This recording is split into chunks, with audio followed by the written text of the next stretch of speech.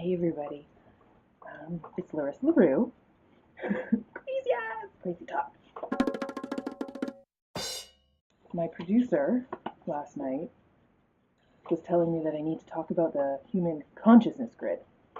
So that's what I'm going to do. I still haven't showered. I'm just telling you what my life is like. I don't like to over shower because I don't want to waste too much water. And because I'm highly sensitive, the whole getting wet and then drying off process is really itchy for me. And I don't enjoy it. Being clean is nice after the fact, but the actual thing itself is kind of annoying. Um, so my producer told me I need to talk about the human consciousness grid today and what that is and why I believe in it and some stories about how I've used it to heal myself. So my dog is just beside me. He just came in from a walk. It's really rainy outside. See the rain? See all that rain? The human consciousness grid is something that we can all use. It's something that we collectively as a species create. It's created by our bio electrical field. Our bodies, our cells create electricity and we send it off into the atmosphere and it kind of just hovers there. I don't know how or why, something about gravity, science. And so it hovers there and we can sort of shoot our energy up into it and connect to one another. Oh, dear wants to be let in. Believe in it, don't believe in it. It's I have planted that seed of awareness within your being, and whether you think you believe in it or not, part of you does. And that's a start. Talking to my friend Etienne, and this is a good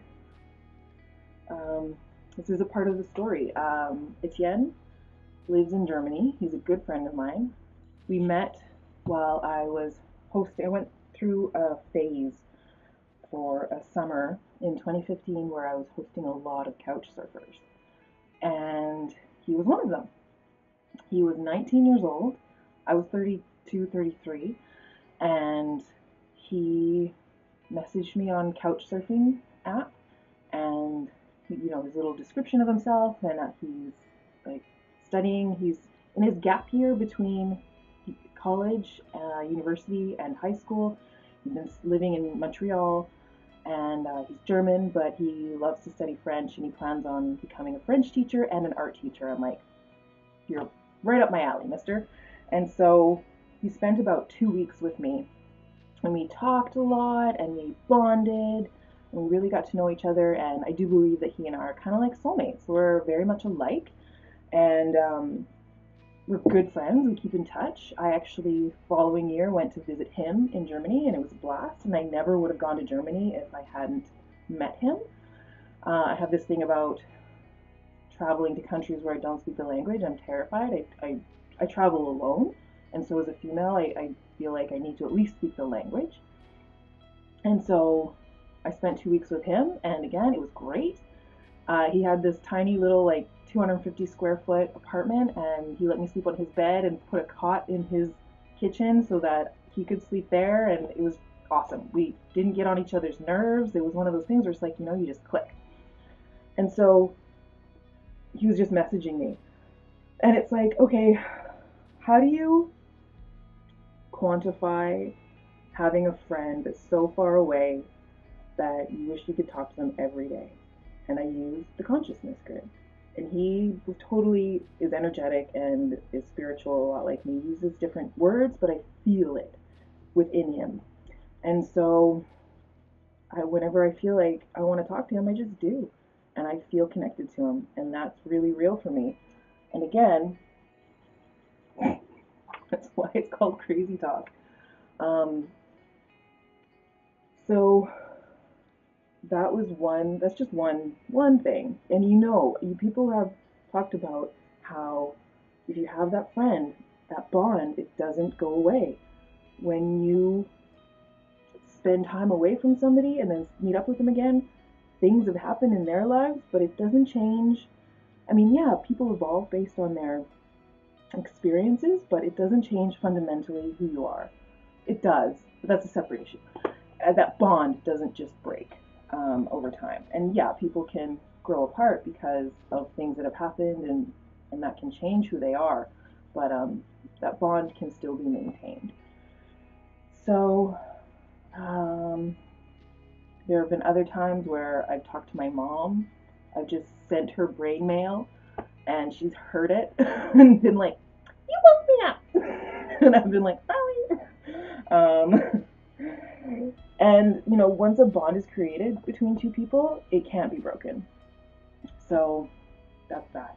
How I used the consciousness grid to heal myself is a different story, and it can get it could get graphic. I don't need to make it graphic though. So during my healing journey, there was a point in time where no, maybe I'm not ready to even talk about this. Probably I'm not ready to even talk about it. But suffice to say, I definitely use the human consciousness grid to heal myself, to connect to people who I felt were stronger than me, more healed than me, who had been through not even similar things to me, but near death experiences and had come out of it with similar viewpoints where, like me, they didn't believe in death or they just really believed in life. And so I was able to connect to those people, draw strength from them, and heal myself.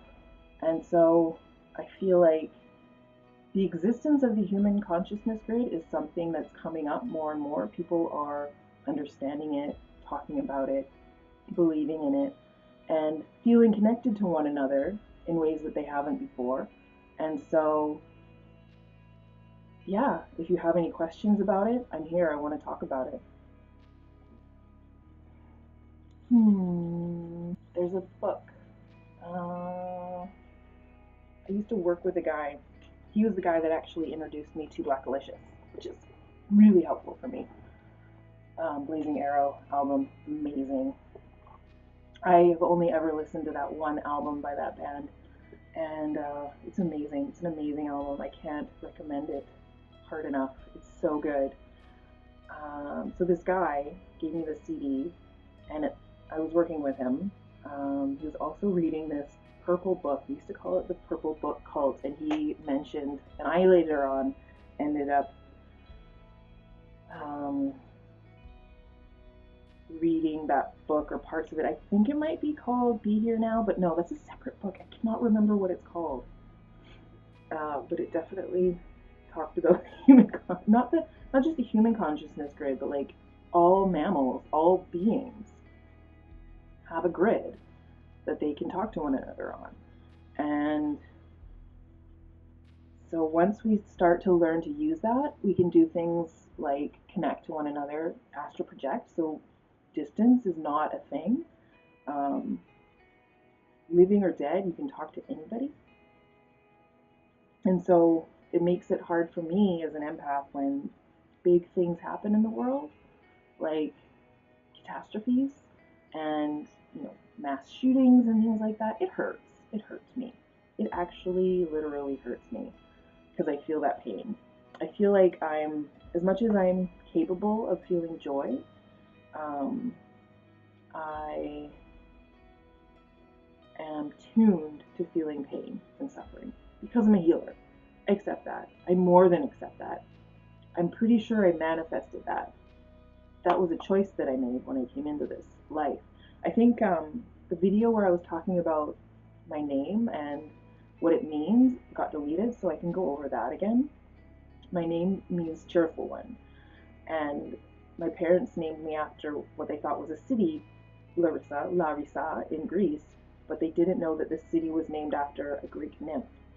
And so they kind of invoked her power into me. Invoked her power, or I am she, and she is me, and I reincarnated myself through my parents. I also do believe that I do believe that a little bit of her soul is in me and everyone with her name, but I also believe that my soul was a part of my family history way before. But who knows, maybe it was the same soul. Maybe I was her when I was those people in my history, in my family history as well, because I can look back through pictures from my family, from my dad's mother's side, where I'm like, that's me. That person is me. And so I think it's a little bit of all of it. I feel like at this point, I'm planting seeds of awareness in you so that you can be the best version of yourself, heal yourself. Once you accept and realize that you're not alone, that however you are feeling, I guarantee you, there's so many millions of people on the planet, I guarantee you someone else is feeling the same way. You don't have to know who they are, you don't have to know their story to connect to them, and accept that we are all connected and that you're not alone. And you can offer them support and they can offer it right back to you. I've said before, I've been through a lot.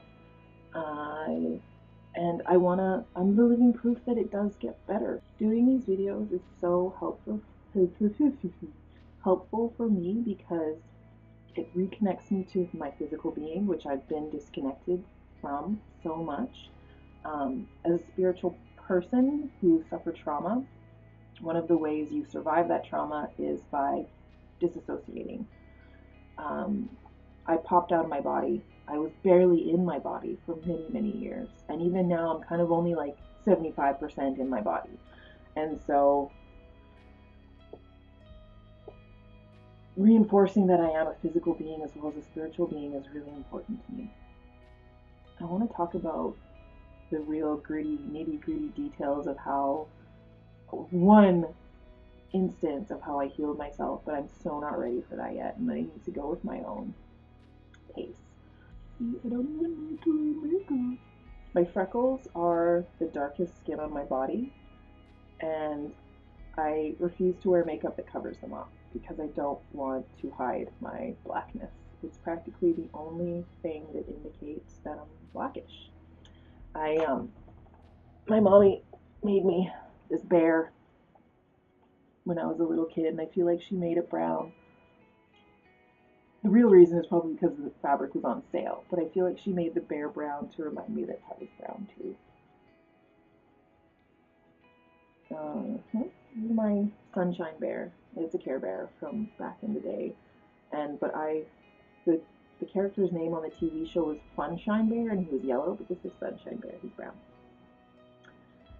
because he was in the sun for so long. He's my brown baby, and he kind of represents the innocence lost in childhood, and he definitely absorbed all of my tears when I was crying and growing up.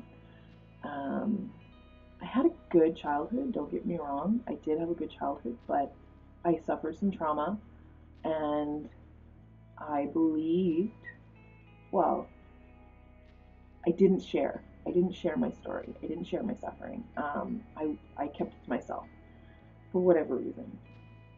And so there are a lot of adults, I guess. And you know how kids' memories are not reliable? And so I would never make any accusations about anyone because, first of all, forgiveness is an important part of the healing process. Yes, other people were involved, and it's very easy to say, it's all your fault. But then I become a generator of negativity and blame. And what good does that do me? No good. No good at all. And so blaming others while also feeling shame on yourself is not a helpful healing thing. Forgiveness has been a huge part of my journey. And so, what was I talking about? This is a really good angle for my face. Watching my face change as I go through the weight loss process has been really intense. Oh, you want to pull some tarot cards? That's what you want to do right now? We can do that. I'm trying to be quiet because my roommate's still sleeping. And I don't want to disruptify her sleepy times. My roommate got me this deck of cards, and it's so apt. It's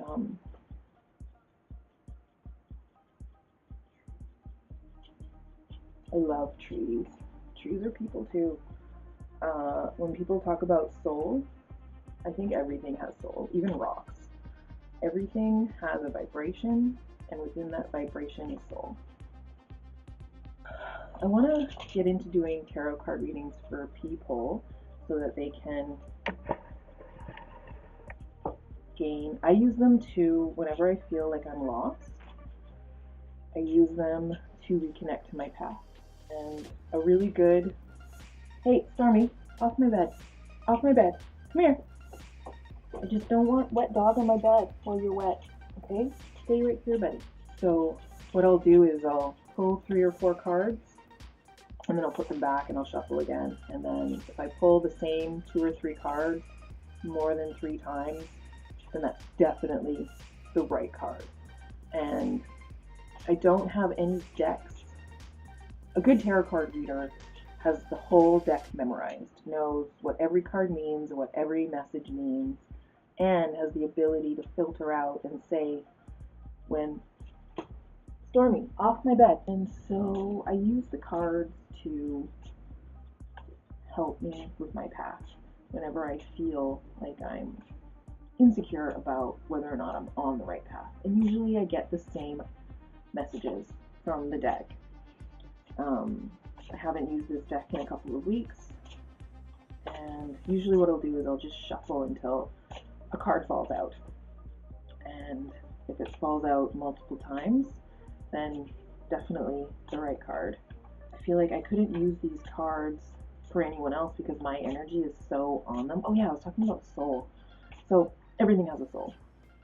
And which is why we have to be, when they say you are what you eat, it's so true.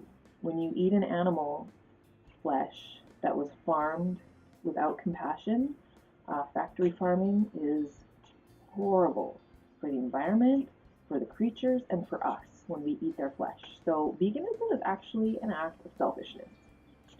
When you don't eat the flesh or excretions of an animal that suffered in life, that's a selfish act. It's not an act of it's not a political act, it's just an act of selfishness. And that's okay. You're allowed to put yourself first. Yeah, even rocks. Like, I love rocks. I have lots of rocks in my house. This is a rock, and when I hold it, I feel its vibration, and it's a kind of crystal-y type rock that can transmit energy at a particular vibration, and it helps me to heal myself. And I have lots of rocks all over my house. That really helps. It's a really important part. My source for rocks is usually the Crystal Arc. I've gone there for many, many years, but I've also gone to Crystal Works, which is Crystal Arc is on Granville Island. Crystal Works is in Vancouver proper, between Burrard and the next street west, which I think is either Fir or Pine, and it's on like West 3rd, I think. Really great shop as well. Eastern Cottonwood. I've never gotten this one before. Oh, the cards that I got the last time I left in the book. No wonder I didn't pull them. See what Eastern Cottonwood says.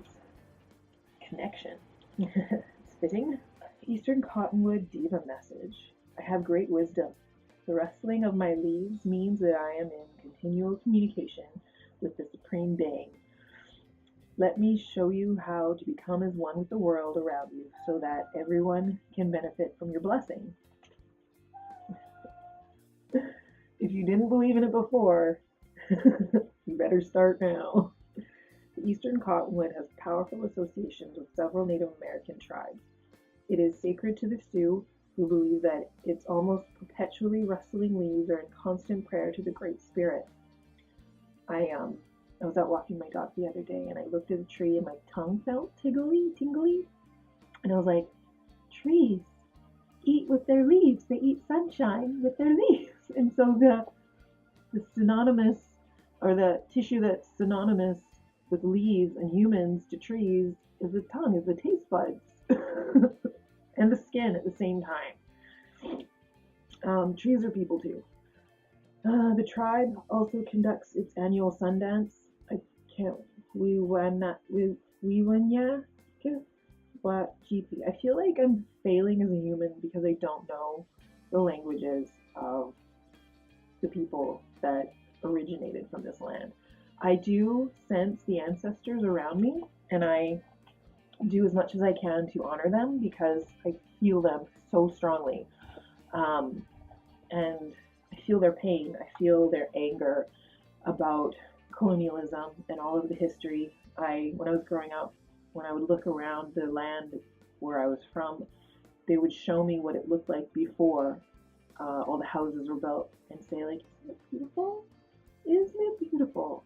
And I'd be like, "Yeah," and I would feel that sense of loss because people living in this land don't appreciate it, not as much, and they don't have the connection to it. I wanted to start every single video with admitting that I know that I'm on unceded territory. Um, I don't even know the name. Like I know it's Coast Salish, but I know Musqueam Reservation is near where I live, but I don't know that much about First Nations people, and I feel like healing that relationship is so important to a better future, to that utopian future we're kind of all trying to work towards, where there is no racism, there is no hate, there is no anger. Um, the tribe also conducts its annual Sundance, which sends blessings to all beings and all things around a young cottonwood tree. Cottonwood leaves are used to treat inflammation and to relieve pain, and the steam from a decoction of the bark, stems, and leaves can cure snake bites. I didn't know that.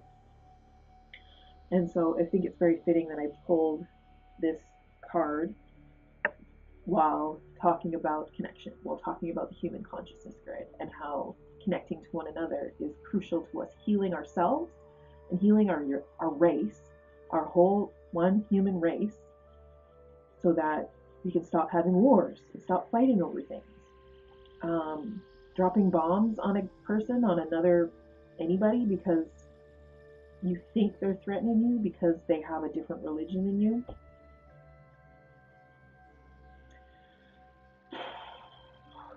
This is why I don't get into politics, because people feel so passionately about their politics. And I want to believe that we have a brighter future than what we've been living as. I'm going to need a better camera. Okay, pull another card, Marissa. Never pulled this one either. Black Elder. It's really pretty. Abundance. Abundance, page 72. When I first started healing myself, I would use mantras to get myself, because I have obsessive compulsive disorder, and mostly it came across as thoughts, obsessive thoughts, ruminating on things like, I'm so broke all the time, I'm so tired all the time, and just wallowing in it, ruminating on it and wallowing in it. And once you decide to accept, acknowledge those feelings are there, don't shame yourself because you're having them, you're not broken, it just is what it is. After that, it's a two-part thing. So you accept and acknowledge that in the past and even in the present you have suffered, that you have these thoughts and feelings that are holding you back. You create a future where you don't have those symptoms with gratitude and abundance, with gratitude and abundance. And so I would say things like, I'm so thankful for all of the abundant whatever in my life. I'm so thankful for the abundance of love in my life. I'm so thankful for every breath that I can take. I'm so thankful for the roof over my head. I'm so thankful for all of the things that I have that I can be thankful for. I'm so thankful. And so, yes, I would have feelings of disparity. I would accept them, acknowledge them, create space for them, and breathe them out. Black Elder Diva message. I have ancient powers and can bring you abundance and protection. My flowers bring you... Are you on my bed? Stay off my bed. Stormy, off my bed, please. Off my bed. Oh, you know what I've been forgetting to do while making these videos?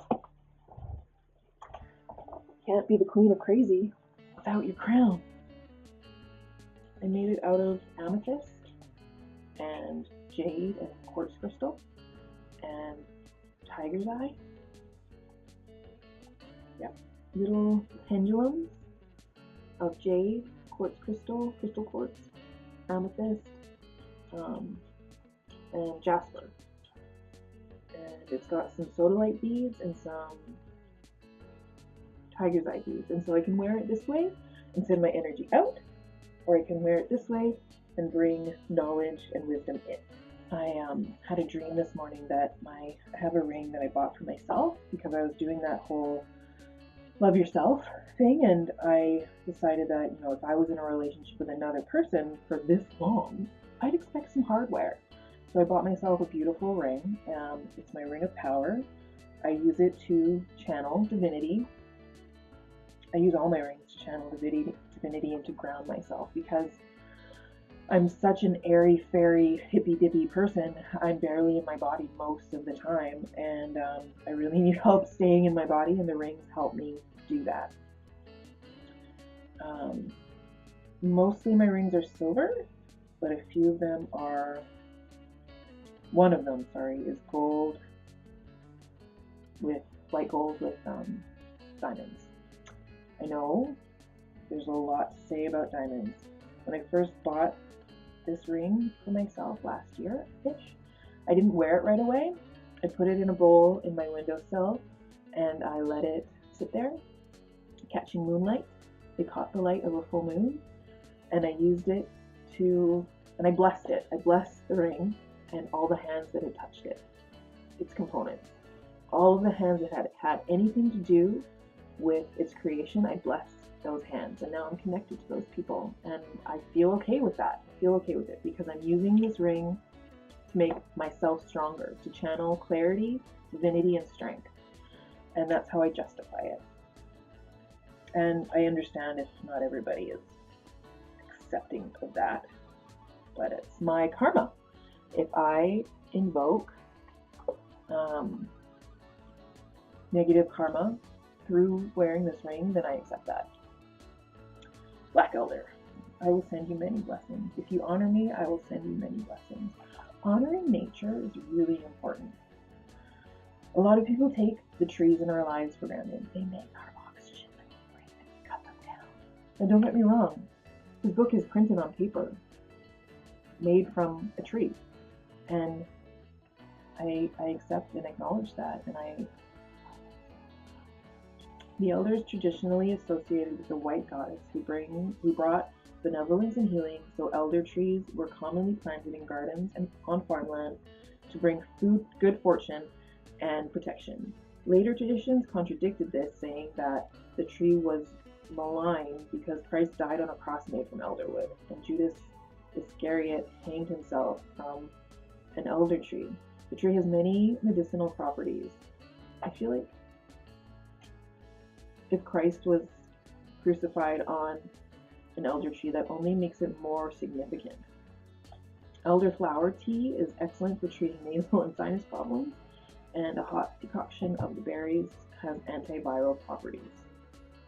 Christ died on a cross made from elderwood, and Judas hanged himself from an elder tree. The tree has many medicinal properties. I'm not going to get into how I feel about Jesus Christ or Christianity. It is a patriarchal religion, and I have issues with that. Again, I'm not here to tell anyone how to do their own religion, but I do want to live in a world that is equal between men and women. I want equality. I am wearing a bra because I feel that if I don't, people will shame me. I made videos yesterday where I wasn't wearing a bra, and I expect someone to say something nasty about that. I would like to manifest people just accepting it and everyone being okay with it, because that's the world I want to live in. But I know that there is a chance that somebody will say something nasty, and that's a risk I'm willing to take. I can handle it, but I still protect myself. This is too tight. I'm wearing too many rings. I'm gonna take the little ones off. My Auntie Marg bought me these rings.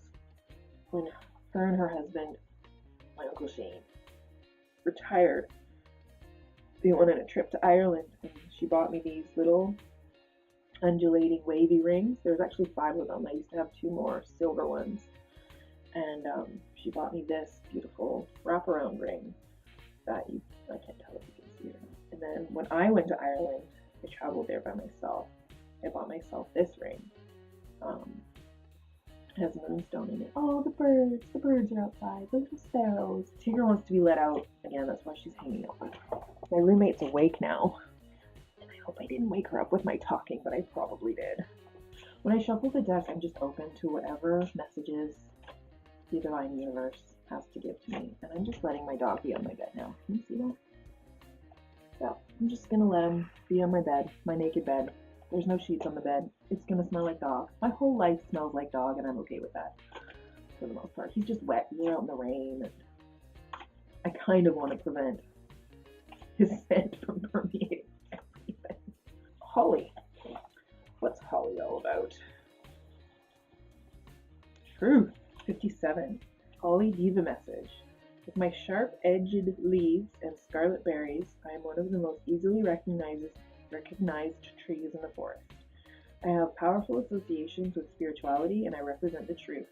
It's like my people are trying to tell you that I'm speaking the truth by putting this card in my hand. I have powerful associations with spirituality, and I represent the truth. Let me support you in your own quest for veracity. It is partly the holly's red berries that link it so strongly with Christmas. For centuries, red has been considered a powerful dispeller of evil. So, the buried branches of holly combined decoration with spiritual protection. No doubt, the spiny leaves were also thought to help keep evil spirits at bay. The wood from the holly is white and finely grained. It is commonly used as decorative inlay, and sometimes also to make parts of musical instruments. The dry leaves of some holly species are drunk as a tea, while others are used as a emetic or ceremonial stimulant. Yeah, I always feel like the cards that come to me are the cards that my people want to have come to me. Take that as you want. I like it when the cards just fall out, because then I know that that's the one I'm supposed to have. Sometimes when I'm looking for things, I don't see them, even though they're right in front of me. Page 30, spiritual strength. It's like they're trying to say, you got this, girl, you're doing it. Cedar of Lebanon, Diva message. Humans have respected and worked with me for millennia. They use my wood to make their temples because they recognize that I can give them spiritual strength. Let me help you to become rooted in your own spirituality.